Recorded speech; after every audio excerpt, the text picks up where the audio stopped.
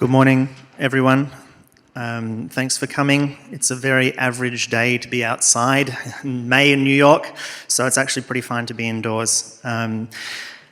Bill made some really excellent points in his last speech, and I hope to be reinforcing some of those from a different context in what we're doing now. So, my name is Gordon Little. My company, Little Peacock Imports, we help restaurants and retailers be proud of their Australian wine selections by importing a portfolio of exciting Australian family wineries. We work with wineries who are production-wise anywhere from about 5,000 cases to 25,000 cases per year. And as we all know, anybody can sell a wine once. It's getting the reorders and the consistent reorders and the growth that is the challenge, particularly in the US market. There is at least 200 or more distributors within New York State alone. It is more and more wines are coming to the market every year, and it is an industry with a very flat natural growth rate. I think the last statistic I read was about 0.2% growth in table wine consumption per annum.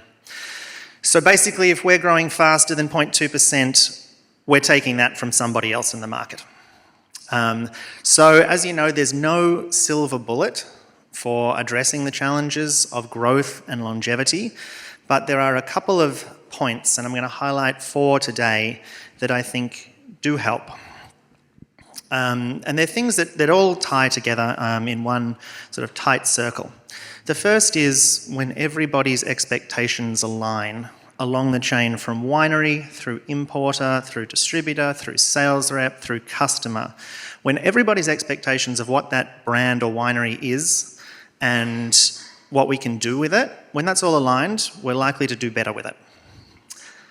When there is a clear and authentic brand story or sales pitch is really important as well. The third, when there's relevant and timely engagement with across the chain again, from the winery to the importer, from the importer to the distributor, from the distributor to the sales reps, and from the sales reps to the restaurants and retailers and wine clubs, when there is a constant stream and steady flow of communication, that also helps an enormous amount. And the last is when there is a long-term commitment to the US market. It is a very difficult, fragmented, complex place, and it's not something that can be tackled very fast and very simply. So I'm going to go into each of those points in a little bit more detail. The first is that when a winery imports an importer or distributor, sometimes there can be an ability to just like sit back and relax. It's like, okay, we've got this covered, right? Now someone is representing our wines in the market. They like our wines, they're going to sell. When people taste our wines, they definitely like them and will reorder them. Okay, huge mistake, because it's very difficult to have that level and to get that level of engagement. Bill mentioned something with a sales rep, that it takes 3 years to get a new sales rep on board and actually growing at a regular pace. And it's the same for a new winery. Once you come to the market, you don't stop when you have an importer and a distributor. That's just a sales channel. You still need to be pumping the wines through that sales channel. The most important thing here is to have a very clear and specific winery pitch. So if I'm a winery, and we've had wineries say this, say Australian winery, and basically they sell their wines in Australia, mostly by the glass, at high-end fancy Thai restaurants who don't change their wine list very much, and that's been their recipe for success for the last 5 years. And then they look at me and I say, well, the pricing is all wrong for by the glass pitch in New York City. And also there aren't that many high-end Thai restaurants, and those that do change their list all the time. I don't have the same sales pitch, so we're not on the same page. So what we need to do is understand what exactly the winery or the brand is pitching to its customers. I have to be on board with that as the importer, and then I need to pitch that same consistent sales pitch through to the customers or through to my distributors and to the sales reps, and then they need to be pitching that exact same idea through to their customers. If once we can do this all on the same page, it's actually going to work a lot better because our expectations of what we can achieve in the market are aligned. If I am a 5,000 case, small, high-end Pinot Noir producer from a small location or a small appellation that not many people have heard of, I then don't want to be saying to my importer that, oh, I think we can do really great with pitching into a chain of discount retailers in the US, right? The expectations are not aligned, and we need to make sure that they are. And so just saying things like, we're a small family winery, we're working sustainably with some friends' vines, everyone's got this sales pitch these days. It's no longer good enough to have good wine. We actually need something that differentiates in the market, something that makes its own individual appeal, and also that appeals a little bit emotionally. I have bills to pay, you have bills to pay, our customers have bills to pay. Are we going to help them with their margins? Are we going to bring new customers to them? Are we going to appeal? A lot of, say, sommeliers also like to build the respect of their peers who look at their wine list. Are we going to help them do that? If we pull at the emotional heartstrings as well, as part of that sales pitch, that can be extremely powerful. And again, we need to look at geography. Where in the United States, which is 50 states and more than 50 markets, and as you all know, it is not one big market. Where are we, is the winery want to focus in Los Angeles, San Francisco, and New York City? Or do they want to be in chain retail at H-E-B in Texas? Or do we want to be at Whole Foods throughout California? All of this ties back into what the brand and the sales pitch for the winery is. The same goes for the channel. Do we do great with wine clubs? Do these brands score amazing point scores every year, yet don't cost very much, so we can make a very good pitch to an online wine club? And do they capitalise on any trends that are going on at the moment in the market? Something, let's just say, sulfite-free or organics. Are these wines fitting into these trends? When all of this lines up together, and I, as the importer, understand what the winery is doing in Australia and or whatever country it comes from, and I can make that same similar pitch with these wines here, then we have a very strong pathway forward. The next point is authenticity. Bill had a quote up in his presentation 20 minutes ago about buying into what you believe. And I think that's 110% true. I think of authenticity like kind of like a resume, in that if I'm applying for a job, I look at my resume, I might move some things around, highlight some keywords here and there that might be relevant or appropriate, and then I'll submit that sort of slightly tweaked version of my resume to the job. But what I don't do is I don't go out and try and add a lot of stuff to that resume just for the sake of adding it, to say it's there. Because eventually when I get in, if I do get an interview, the best interview I'm ever going to give is one where I'm myself. And to pad things up and to just add things for the sake of them being there or to say I've done them, that to me is not authentic. And authenticity shows and authenticity sells. As an example, we work with two wineries, similar, both Australian, both about the same size. They're both owner winemakers. They don't have their own vineyards. They buy grapes. They're both about the same age. They've been around roughly the same number of years. They both make excellent and consistent wines. Winery number one, or winemaker number one, he's made the same 7 wines or 8 wines for the last 15 years. They are incredibly consistent. They are the traditional varietals of the region. They sell well, and he's made nothing but minor tweaks to his brand throughout that time. If there is a trend going on in the market that's like, oh, red blends are up, right? Let's call this a red blend instead of a Shiraz blend. Absolutely no way, it's not what he does. He sticks with the same consistency from year to year. Winemaker number 2, He started with a certain pitch about certain varietals and telling a story about varietals from a region. Then over time, he's added, he's changed, he's switched things up. The wines are very good, but sometimes it can be a little bit confusing when you've built something up with one story and one sales pitch to then have to try and sell something else in that doesn't quite match that story and that sales pitch. If there is an opening for somebody, he reads maybe about how pet nat sales are booming in the US, he'll make a pet nat even though he doesn't like pet nat. Now, that's great for the odd sale here and there, but it can be very difficult in terms of building his brand overall because it can be nebulous and almost too flexible.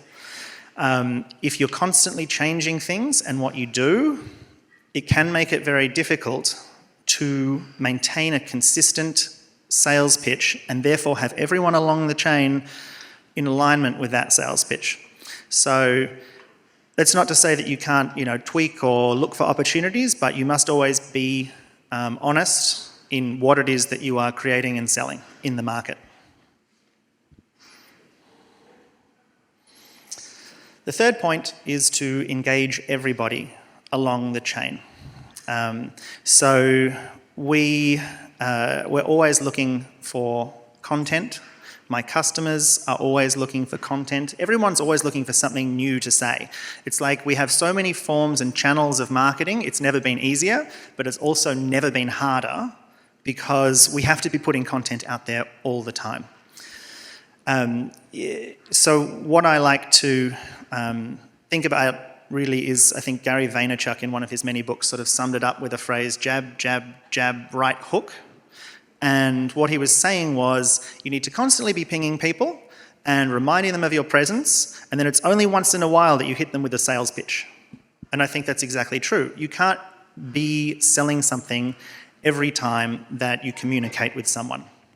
So as an importer, what I like to know from our wineries is what's going on, what's happening, what's new, what's different. Do you have any stories? Do you have any photos? Do you have anything that I can then pass on to my customers just to ping them, to remind them that you're there? Even in a small portfolio such as mine, if something's happening with a winery over here, I get all excited about that. It's easy to forget what's happening over here. And you multiply that by the size of a bigger portfolio, it's very hard to maintain that level of engagement and relevance if you're not pumping stuff through all the time. We have Facebook, we have Twitter, we have Instagram. That's a really easy way for you to communicate some stories about what's happening that can then get retweeted, or I can repost that, I can post that to my customers. It reminds me, hey, this is happening at my winery. I can get excited about that again, and I can engage my customers to do it as well. And the other thing that I think particularly with content is you also have to engage your end customer. So as an importer, and I sell to distributors, my end customer is not my distributor. And it's not my distributor's customers, it's the end consumer who actually buys and drinks our wines. I need to engage them as much as possible as well.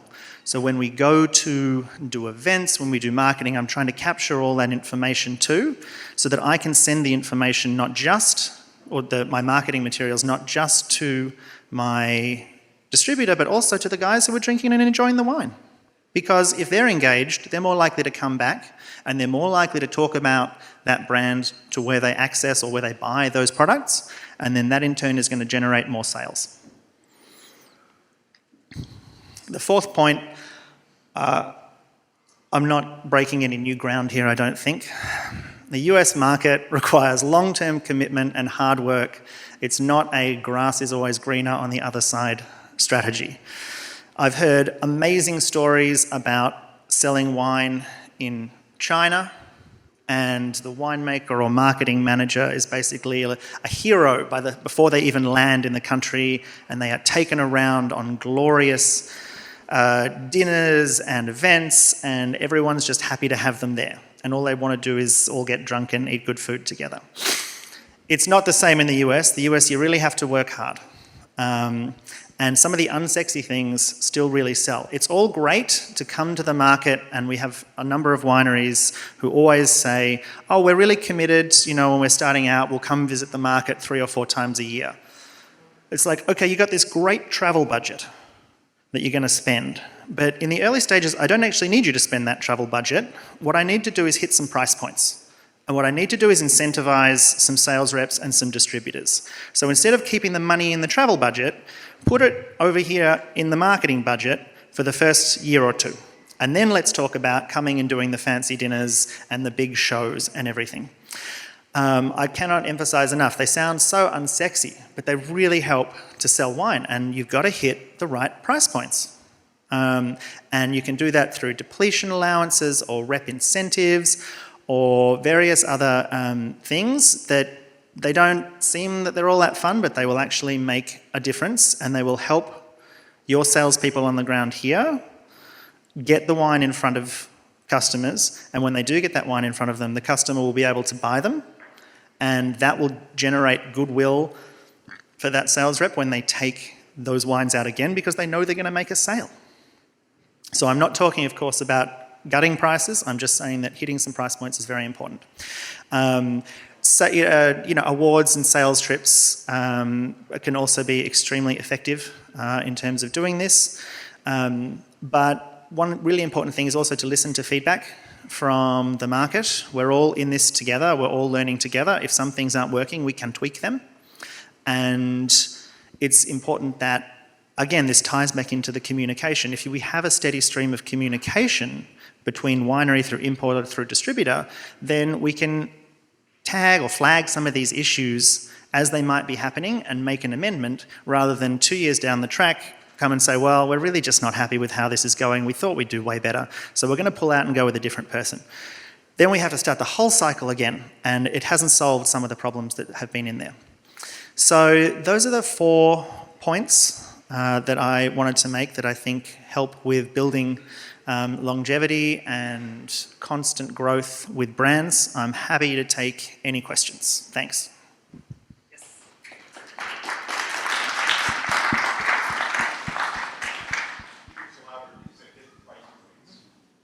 Oh, so hitting price points. So hitting price points. If I'm looking at an import and a wine is a $25 wine in its domestic market, but with all the pricing and the extra costs, by the time it gets to the shelf in the US, it's $39.95. That's no good. Because in my view, a $25 wine is like, you'd be selling it for $39 if you could, domestically, but if you can't, then it's worth $25. So you need to try and hit some price points. There's also some very obvious ones in terms of a particular big retail context. $19.99 is a great selling point, much more than $26.99, for example.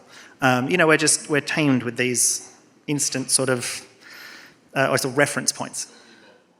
Don't be above the market. Yep. I'm sorry. If I have a portfolio of wine between €5 to €9, which is going to compete with the market here versus the standard wine from $16, $18 in shelves, but the value is better than can compete those wines with the range of €5 to €9 versus the $16, $26 a shelf. That's my question. I mean, I can't talk to individual wineries in this sense, but price isn't everything, but it's part of it. The other parts that are important are having the right brand strategy and a very clear and authentic pitch for the market. And it's more about, and it's also not saying that if you make a wine that's worth $30 that you should try and sell it for $19.99. You should sell it for $30 or as much as you can get for it. It's more about the consistency and the ability to understand what some of the reference points are in the market. For example, if I'm in the New York City market and I'm looking to get a by the glass price, I know the range that I have to be in to make that happen. And it's different in terms of which borough I need to be in within New York City. It's a little bit lower in a lot of places in Brooklyn, it's lower in Queens, but it's higher in Midtown Manhattan. So If I can hit those right price points, then I'm more likely to get those wines onto more lists, into more glasses, and then into more people's mouths. Well, it depends where you are. I would say you'd want to be wholesaling anywhere from $12 to $18 in Manhattan. So you had a question? Thank you so much for your presentation. It was great. And as a communications specialist, I just am so happy that you talk about the importance of brand, building a brand narrative. And so my question, you referenced Gary Vee and the importance of constantly having content and distributing it in front of the right audience all the time. I wanted to ask if you could talk a little bit more about your content strategy so that you're making sure that you're pushing out the right content and not just noise. There's a lot of noise out there. So, I believe that there needs to be some upfront planning around how you talk about yourself to maintain a consistent narrative. So really interested in what you're doing. And then the second question I have is, it seems like brand strategy shouldn't just sit on the shoulders of the producer, but I'm just interested in hearing from you, what role does the distributor play in that area to help advance the brand strategy of the portfolio that they're representing? Two really good questions, thank you. So to address the first about content, you should only say something if you have something to say. That's important. We don't want to just be pushing endless drivel out into the atmosphere because we need to stay relevant. So what we do is we look we try and build an annual strategy over what we're going to highlight and when, and a lot of that is based on seasonality. For example, we're going to profile Rieslings as winter turns into spring, and we're going to start profiling lighter reds and rosés as spring turns into summer, some crisp whites, and then we move, into deeper reds and higher end wines as we get towards the end of the year. So we build in seasonality. We build in also what's going on if our wineries are doing something new or something different, or they've managed to capture some great photos, or we've got an amazing placement somewhere. We're pushing all that through the chain as well. And as to the second point about brand, yeah, I think you're absolutely right. It's not just on the winery. It's on everyone throughout the chain because everyone has to go out and sell the wines. So every market is different, and within the US, every state market is different. So if we can all agree that if we can look at the wines in a certain way and pitch them in a certain way, and everyone's happy with that, then they will be more likely to have success. So, for example, I guess that's where it comes into play, saying, all right, well, this is a small winery, and there's limited stocks of certain wines, but let's not go out and tell people that they're too limited, because then you breed in this sort of idea that, oh my God, no one can get their hands on these wines and you better snap it up 6 bottles, 3 bottles at a time where you can get it. Whereas actually, we can access a lot more than that. So we want to give off the idea that there are plenty of these wines to go around for a while. And I think that's where we build in the individual, that would be some of my feedback to the winery, or my distributors might give that feedback to me. And as long as we all work together, to be consistent in what we tell, I think that's where we'd have success. Yep.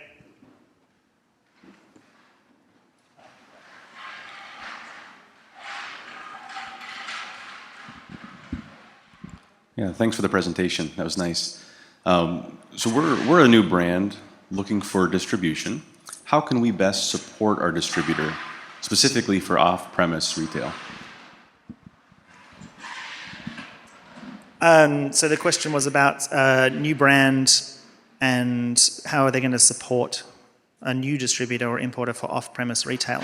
Good question. I think that's something that you need to ask your distributor or your importer to say, what do you need from us to really help you?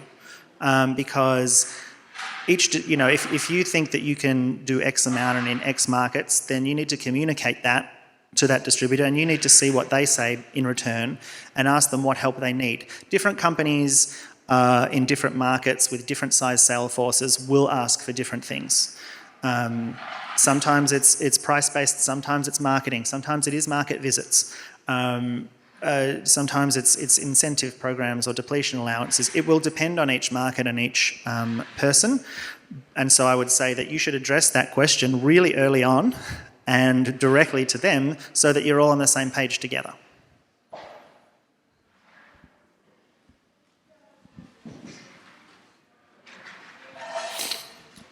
You spoke a bit about maintaining consistency in your brand.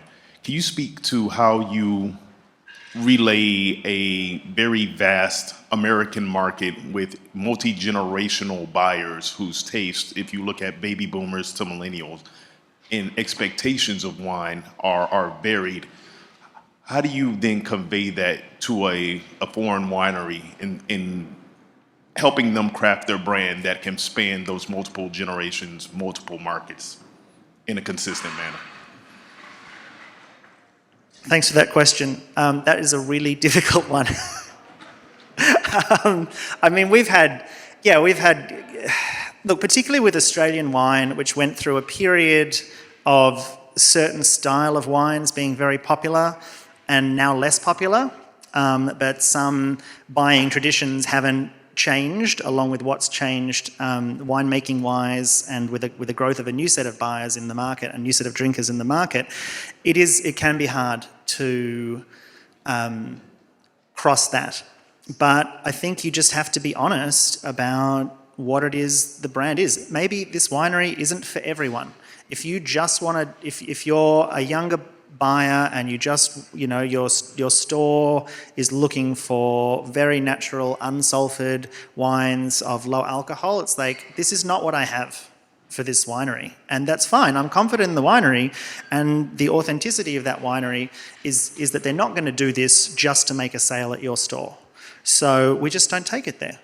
At the end of the day, I think that if we can sell the wines at enough places and we are communicating with everyone along our sales chain and we are helping to bring new customers into the brand, then hopefully those customers will go out, or some customers will reach these different palated people and ask if they sell that wine. And then if a customer's coming to them asking for a wine, they might get it in. And then we might keep the wheels turning ever so slowly. But I think you have to just keep up your authentic approach rather than try and be everything to everyone. We have time for one last question. I think I saw one over here. Yes. Thanks for the presentation. I just want to take it back to price again. I know we keep harping on about it, but it's an interesting area. In your kind of experience, once you draw that line in the sand, obviously there's a model that you can work back from to get, from your retail SRP to your export price, whatever it happens to be. It varies state to state, transport costs, obviously change things. Once you draw that kind of line in the sand with your importer and then potentially distributors down the line, what's the kind of, I guess, is there flexibility? Like in your experience, do you have open conversations about state by state? Do you understand what I'm saying? Like it's, if we say, right, our wine's $7 a bottle, and then that's what it is, then then you could be $20 in one state and you could be $15 in another. And if you're trying to sort of, now with online and wine.com and that sort of comparison point across the board, it's so easy. So, I mean, how do you kind of control that, or sort of, do you? Thanks for the question. Look, openness for one. You do want to have a consistent price across multiple different markets. It is no good if you're $9.99 over here and you're $19.99 over here and it's online. That can be a deal breaker. Not always, but it can be often a deal breaker. I think you want to understand from the early outset, and we're going back again to the point about managing expectations from the start. Like if you are planning to be in 25 states, you need to talk to your importer early on about a pricing strategy that will be therefore consistent across the states. And maybe you lower your price in certain areas to do certain things. Maybe you raise your price in other areas. I feel like as well, just because you are trying to hit price points, like price again, like it's very important, but it's not everything. If your sales pitch and everything else is there, your branding is there, and the wine is there, then you should be able to still sell it, even if it doesn't hit, $14.99. And over time, you can work the prices, you can tweak and change the prices. We've certainly done that with several of our wineries. But it's best if that happens in like an open conversation and there's plenty of warning and lead up, because we've also had situations where overnight someone says, here's the new price list, it's raised by 40%.